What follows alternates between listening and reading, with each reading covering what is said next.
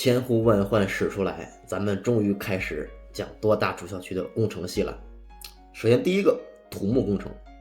土木工程并不是去工地搬砖，而是用土木技术把这个城市撑起来。大家好，我是吴一楠，今天咱们聊的是多大主校区的 Civil Engineering 土木工程专业，它属于工程学院 Faculty of Applied Science and Engineering 下面的硬核工科路线。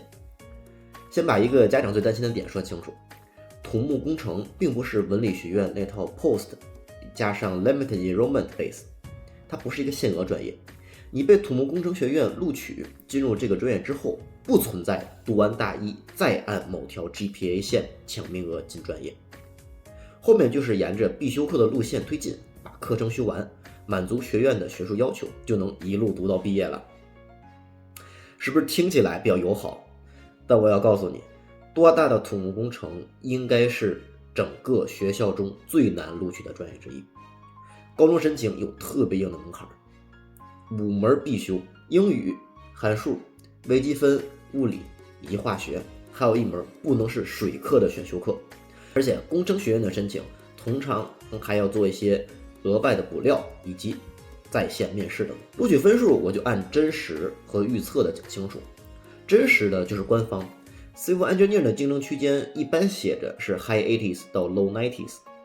但是根据多伦多大学2024年工程学院的招生总结来看，你的前6门必须是在94分以上，而且物理、2门数学、化学以及英语竭尽所能的往高分上靠，因为这是多大官方的建议。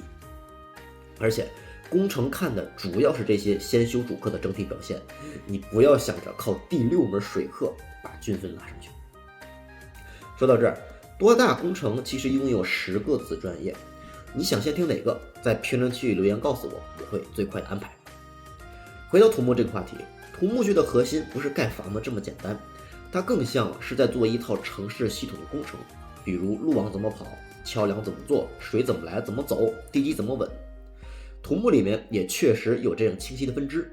你可以把它当做 focus， 也就是方向来理解。比如它有 structure 结构方面的，还有 transportation and planning 交通与规划方面的，还有 environmental 水和环境相关的，还有 construction management 施工与项目管理，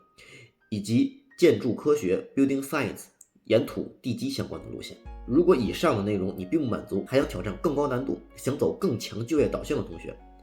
那么工程学院通常会考虑 PEY Co-op 这种长期带薪实习。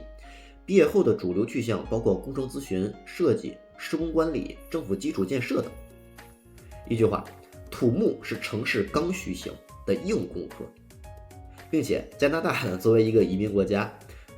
基础建设发展一直是很有需求，